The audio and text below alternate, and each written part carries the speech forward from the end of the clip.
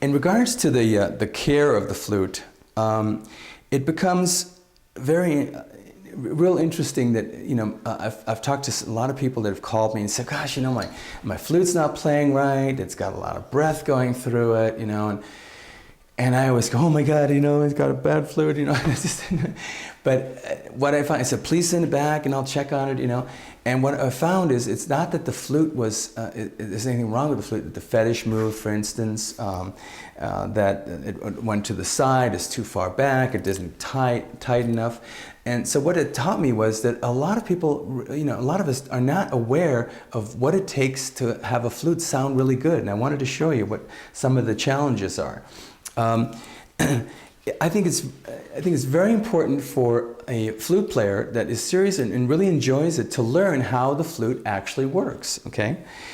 And what I'm going to suggest that every one of you take your fetish off, okay? Now, I put a rubber band underneath my leather tie only because I want to make sure that this is seated really, really snug on here, okay? Because the way the flute works, and if those of you that already know, be patient for a second. The air, as you blow into here, the air comes out of this hole, the air hole, and it goes underneath the fetish itself, okay? And there's a slot that's cut into the bottom of the fetish. And the slot blows the air for you right across the fipple, which is right here. This is a sharp edge right here that is created. So the air comes in here, comes out of here, goes underneath and hits that sharp edge, splits, and makes the sound, okay?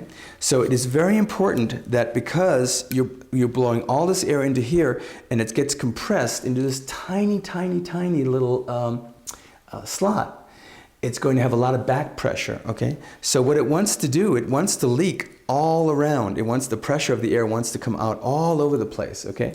And if that happens, you're not going to get enough air coming out of this little tiny slot to go all the way down to the bottom to create the bass note. And that's what happens is your flute can barely make a sound there at the bottom. You have to just blow really, really quiet, and all of a sudden it'll just break to the next octave. Normally what that means is your flute is leaking air somewhere, okay? So to prevent that, I've put rubber bands on here just to keep the fetish down really nice and snug. It helps not only to keep the fetish down, but also holding it while you wrap the leather. What's important is, excuse me, is that the flute, the fetish sits directly right in front of that rectangular fipple hole, okay? We do not want the fipple to be sitting, the bird, to be sitting over any part over that rectangular hole. If you do, what you're doing is forcing all that air to go into the bore instead of splitting, okay? You want it just a hair back from that rectangular hole, say like a 1/16 or even less. Now, what's really, I think it would really be good to do is to experiment, okay? Right now, if I play, sounds good. Now I'll pull it back, just experiment with it, just to see what happens if I pull it back like 1/4 of an inch. Okay? It changed the low note, okay? Pull it back some more, see if you like it. Because what's happening is you're pulling the fetish back so far that when the air comes out of here, by the time it hits a sharp edge, it's partially dissipated. And when it splits, part of the air is already gone. Hear how breathy it is? So you know that's not what we wanted. Ideally is about a 1/16 of an inch, just a hair in back of that rectangular fipple hole. Now it sounds real clear again. Tie your leather on, make sure it's really snug. If you wind up getting a tie, you know, a skinny little tie, I suggest investing in a little bit of a heavier tie so that you can pull down on it real snug and tight.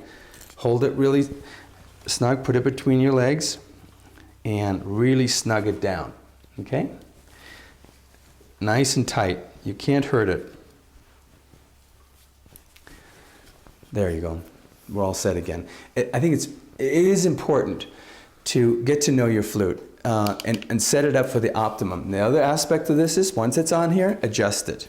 Adjust it so that it sits right in front of the fipple hole, straight. So it's not off to the side this way, it's not off to the side that way, it's not sitting over the top of the hole or too far back.